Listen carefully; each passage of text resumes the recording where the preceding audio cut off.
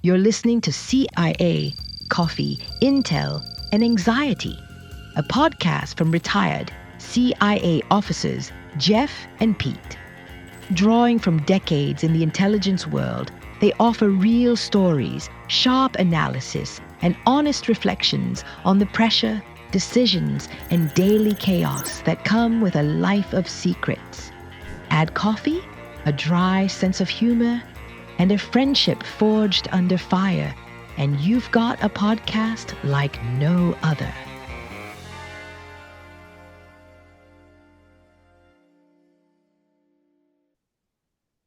Hi, everybody. My name is Jeff Sano, and I'm a retired CIA operations officer. I'm here with my colleague Pete. Hey everyone, Peter Warmka. Like my friend Jeff, I'm also a retired CIA officer. We've done a lot of work together actually, and we're happy to be here and want to share some of the insights that we have learned along the way that you might find very useful for your own life actually. In today's episode, this is episode number 2, and we're going to talk specifically about disinformation. I mean, I know that whether you use disinformation or maybe like the term that you've heard over the last few years, fake news, it's really one and the same. Disinformation is information that is intentionally put out there to be able to manipulate people to believe in something that is totally not true. Maybe it's to get them to take some kind of action that they wouldn't necessarily undertake if they didn't hear this information. Versus misinformation is information that somebody like you or me might hear that maybe is not true, but we believe it's true, and maybe we share it with others. We are spreading that information. We have no ill intent to deceive somebody, but we're just spreading that information. So that's the main differences between disinformation and misinformation. And we're seeing a lot of both, but we're going to address specifically disinformation today. Well, there certainly is plenty of disinformation out there.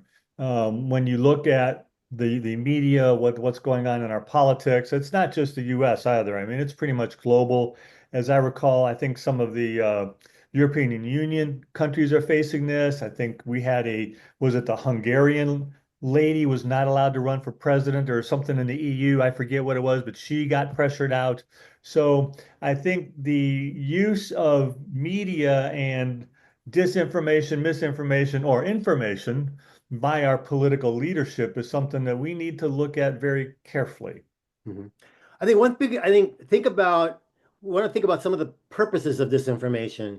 And a lot of it, especially when it's used, that has been used by certain countries like Russia against adversaries, it serves in the purpose of social division. You know, both Jeff and I know well that, if you want to defeat your enemy, sometimes you have to divide and conquer. So it goes back for so many decades that even the KGB established a special section, I think it was called Section D, which it still exists in some form, to basically use disinformation in order to influence the mindset of people in the United States as well as Western Europe. Basically, one of the main purposes was to divide the allies, to put them off against each other, to weaken them versus having a unified front on all things considered. I'm not sure that we could sit here and say with a straight face that the CIA never did any misinformation. Certainly publications, and for much the same purpose, to influence whether it's an election, a politician. All governments do it in one form or another. It becomes a big problem here domestically when we see our government, regardless of who's in power. I'm not trying to pick a political fight here, but when we see our government using inaccurate information to manipulate the populace, I think we touched on that just before we started talking. We were talking about COVID. There was so much inaccurate information, and the government was guilty of misinformation. And now we're down to it was the flu. So how much were they trying to manipulate, control? And that's what it all comes down to. Information is used to control. Yeah, I mean, that's a good point because it's not only, nation states that are trying to, use this against each other, but a lot of times it's internal suppression of the truth right? Think about especially a lot of the authoritarian governments around the world that use this a lot because they can control the populace. Think about North Korea. I mean, that's an extreme example, right? Where they don't really allow outside media. All the media is internal, and so it's very easy for them to maintain the control over how people think in North Korea. Not over only a few weeks, but for, decades and decades. Yeah, and it's been done in other countries. I mean, when in your and my youth, the Vietnam War led to a great deal, or there was a great deal of misinformation and manipulation of information by everybody across the political spectrum in the United States as to what was going on, what was correct, what was incorrect, what was their agenda. And so we have to always ask, what is the agenda of the people promoting information, disinformation, misinformation? What is their agenda? What is their objective? And we, as thinking adults, need to step back and say, yeah, I'm not sure that that's quite correct. It may not be erroneous to the nth degree, but I know one of the examples I see here in our notes is the tobacco industry. No, tobacco is good for you. And that went on for a long time. And eventually it was proven not to be true, but people have been smoking for a couple hundred years by that point. Mhm. So Well, even more recently, the vaping, right? The vaping product that has been huge, and then the government looks at how to sort of regulate that. But when you have individuals that put out studies, supposedly, I mean, not all scientific studies are truthful. I mean, a lot of times people think, oh, this has been a study conducted by Doctor whatever. That could be you got to be very careful. What are the credentials of this individual? Just because they're a doctor, just because it's a research project, does not mean that it's valid. I mean, there's been so many cases of this. it comes down to the very old saying, follow the money. How much Follow the money. how many research projects did Philip Morris fund to prove that tobacco was good for you or was not harmful or whatever? They funded quite a few. And yeah, you're right. You're absolutely correct in that, Pete. You have to follow the money, who's funding the research, and what's the history of the researchers. It just can't be taken like anything. We just can't take it at face value. Yeah, you mentioned Philip Morris and some of these companies because they were doing some of this maybe for financial gain, right?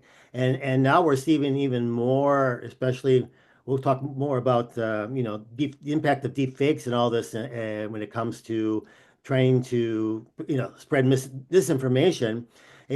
One thing that comes to mind is now a lot of this fake news can even be put out there, whether it's a government, but maybe more so by criminal groups to try to manipulate the financial markets. I don't know if you recall, Jeff, it was about a year and a half ago, maybe almost 2 years, where people, would see on the news, all of a sudden they see smoke bellowing out of the Pentagon. And right away, it kind of triggered this memory of 9/11, and people just started to panic. Oh no, the Pentagon has just been hit by some sort of terrorist, action, and immediately took an negative impact on the stock market. There was a dip.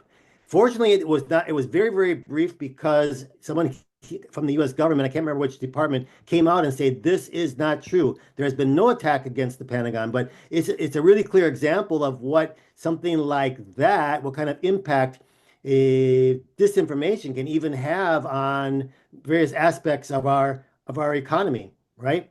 We could have something maybe this, for example, Warren Buffett, being, something coming out. It's not really him speaking, but he's all of a sudden coming out and saying something that's really kind of drastic that could actually have people immediately undertake some action, regarding that particular stock or whatever action that he's talking about. Well, Pete, how do they spread disinformation online? Because that's largely the biggest contributor these days, given everybody's online presence. How do they spread disinformation online?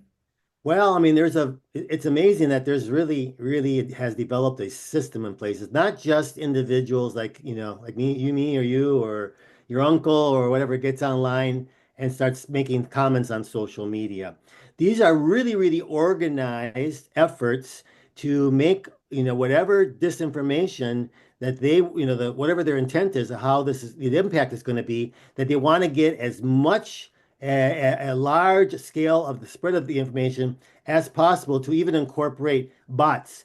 Now, I think most of the audience understands what bots, but just think of them as being a software that kind of mimics the actions of an individual. And it's so easy to create bots, not just hundreds of them, but thousands of them that even are working to spread that disinformation at a very large basis. So you have the bots, which are that software, and you have the troll farms, which are actually people. Okay, so there are going to be people whose job is going to be to write this information, to write up the story, to write this information and put it out there. And the bots then are used to amplify the reach of that information. Okay, there's also, I mean, people, especially a lot of people that are a little bit younger than us, Jeff. I mean, my daughter talks about these memes. I was like, "What's a meme?" And she kind of, started to explain it to me. But it's things that come out that are kind of like usually they're humorous. There might be some short video clips, but it isn't. The disinformation does not have to be long. It can be very short, very, very short. A one sentence of something, or just a picture of something, or a video of somebody saying something, and that can spread like wildfire. So this type of thing today online has a tremendous way of spreading, through in algorithms, right? Echo chambers. With so many, one of the places that I think is the most dangerous as far as us getting caught up in this potential disinformation is when we get our, if we're looking at social media to get our news versus using some of the major networks. If you're looking at a major network, I don't care, what major network, ABC, NBC, Fox News, or BBC, there's always going to be some slant to the news, all right? Because you got to look at who's behind, who's funding those networks. So there's always going to be a little bit of bias, granted. But when we're talking about really the use of disinformation, those networks still have to, they can't put anything out there that's going to be blatantly false. They are accountable to the public. And if they come out with a story that's completely false, they have to come out and retract it later, or their reputation is so tarnished. But with social media like Facebook and some of these other platforms, people can put things out there and there's really no accountability, and that's the danger. So I really shy away from getting my news through some of these social media platforms, but I know a lot of our listeners, a lot of the general public does get that as a news source. It can be kind of dangerous. I believe it was Benjamin Franklin that said, a lie can travel halfway around the world before the truth can get its pants on. Can you And imagine? and And I that's think way, that's that's way very back true then, today. right? No, today it's so quick. We should probably think about what are some of the ways that or best practices that we might be able to share if regarding those that want to try to, try not to be influenced by the disinformation. And I think one of the best things to first of all is checking the source. As you mentioned early on, who is putting this stuff out there and what might be the intent, right? So try to verify who is that source. And if it's the name of a journalist, well, try to do a Google search on that journalist. What other articles have they put out there? Is it all sort of the same, like really, really, sort of radical, whether it's right or left, really radical, where they're trying to influence you regarding a specific, I don't know, slant. And so it's, what are other red flags might be? Look at where, from what site is it coming from? Is appeared to be sensationalist. Are some of the domains that are using, are they using strange URLs, like LO instead of .com, etc. So look at the domains. You might also try to stay. There's a site on Google, I think, that's called bias, or I mean, you can do searches of bias or reputation on Google and see maybe what kind of sites do pop up Well, from I those think Google searches. we have to be careful, and I think you stated it best early on.